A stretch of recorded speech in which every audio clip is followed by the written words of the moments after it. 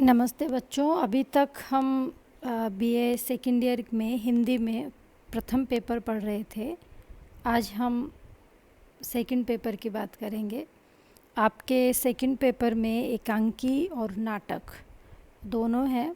जो एकांकी है उसमें अलग अलग विद्वानों की एकांकियों का संग्रह है, और जो नाटक है वो नाटक कोणार्क नाटक है, जो ऐतिहासिक नाटक है। उसकी बात हम बाद में करेंगे। आज हम एकांकी की बात करते हैं कि एकांकी की जो परंपरा रही है वो परंपरा हमारे यहाँ संस्कृत नाटकों से प्रभावित रही है। संस्कृत से ये परंपरा आई है और धीरे धीरे आधुनिक तक आते आते ये परिष्कृत हो गई है। एकांकी का अगर हम विस्तृत रूप से ना जाए और उसका थोड़ा परिचय हम दें तो एकांकी में जो प्रमुख 3 बातें हैं वो अनिवार्य रूप से हमें मालूम होनी चाहिए कि एक तो एकांकी की पहली विशेषता ये है कि वो आकार और समय में छोटी हो। एकांकी का तात्पर्य ही यही है कि जीवन की कोई एक घटना, कोई एक अंग की अभिव्यक्ति, कोई दैनिक जीवन में किया जाने वाली अनेक घटनाओं में से कोई एक घटना का चुनाव, कोई ऐसा एक पक्ष एकांकी मतलब जिसमें एक अंक हो, जिसमें बहुत सारे दृश्य हैं लेकिन अंक एक है। और इस तरह से जो एकांकी होती है उसमें एक घटना, एक संवेदना प्रमुख रूप से व्यक्त होती है। अब एकांकी में जो 2 विरोधी पात्र होते हैं उनका संघर्ष का भाव संघर्ष का चित्रण होता है।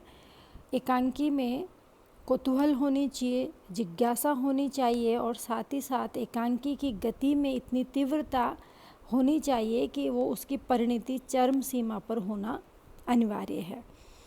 अब डॉक्टर रामकुमार वर्मा की ये मान्यता है कि एकांकी में स्वाभाविकता और जीवन की निकटता होने पर विशेष ध्यान दिया, और एकांकी का जो एक सबसे प्रमुख विशेषता या हम ये कहें कि एकांकी में ये तो होना ही चाहिए तो वो है संकलन त्रय। संकलन त्रय का जो एक हम स्पष्ट रूप से कहें, संकलन त्रय का मतलब होता है कि जो वातावरण है, जो भाषा है और जो चरित्र चित्रण है उसमें एक समानता होनी आवश्यक है। ऐसा नहीं है कि समय गुप्त काल का है और जो वेशभूषा है वो आधुनिक काल की है, जो भाषा है वो मध्यकाल की। ऐसा नहीं होना है।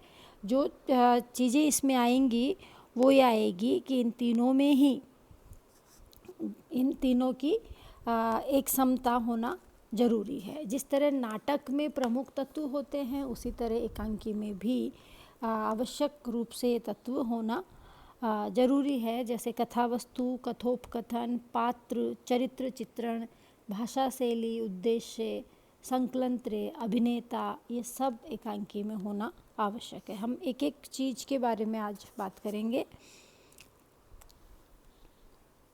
एक ये कि कथावस्तु जो है उस एकांकी में कथानक का स्वरूप एक ऐसा स्वरूप होना चाहिए कि जो दर्शक है उसके सामने जब एकांकी अभिनीत की जाती है तो उसके सामने नाटकीयता, द्वंद्व और कथावस्तु की लोकप्रियता तभी है कि वो नाटकीय संघर्ष अपनी चरम सीमा पर पहुँचे और गतिशील होना भी उसका आवश्यक है। तो संकलन त्रय के कारण ही एकांकी में कथानक में और संतुलन की प्रतिष्ठा होनी चाहिए। दूसरा जो तत्व इसका आता है वो कथोपकथन। कथोपकथन इसको आप संवाद भी कह सकते हैं, और एक ये महत्वपूर्ण तत्व है। इसकी सफलता पर इसकी एकांकी की सफलता इस पर ही निर्भर करती है कि उसके संवाद कैसे हैं। एकांकी में संवाद लंबे नहीं होना चाहिए, छोटे संक्षिप्त संवाद हो और सरल हो, और उनमें रोचकता हो, उनमें स्वाभाविकता हो, साहित्यिक सौंदर्य उनमें होना आवश्यक है। प्रभावमयता हो, प्रभावमयता कि जब हम उनको बोलें तो उनको प्रभाव होना चाहिए उनमें। और कथोपकथन के द्वारा ही भाषा में एक जीवंतता आती है, भाषा जीवंत बनती है कि किस तरह की भाषा हम उसमें कथोपकथन में संवाद में प्रयुक्त कर रहे हैं।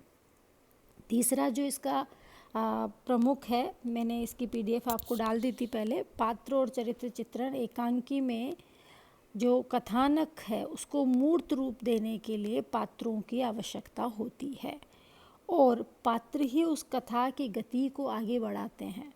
और पात्र जो है वो आपस में बातचीत करते हैं, उनका अपना स्वतंत्र व्यक्तित्व भी होता है, उनका निजी व्यक्तित्व भी होता है। और एकांकी की सफलता का रहस्य पात्रों की क्रियाशीलता पर निर्भर करता है कि पात्र क्या क्रियाएं कर रही है। एकांकी में जिस तरह नाटक में एक नायक होता है, एकांकी में भी एक प्रमुख नायक होता है। और प्रयास ये किया जाता है कि जो एकांकी का नायक है वो श्रेष्ठता से युक्त हो, चरित्र उसका अच्छा हो, इन सब बातों का ध्यान एकांकी में रखा जाता है।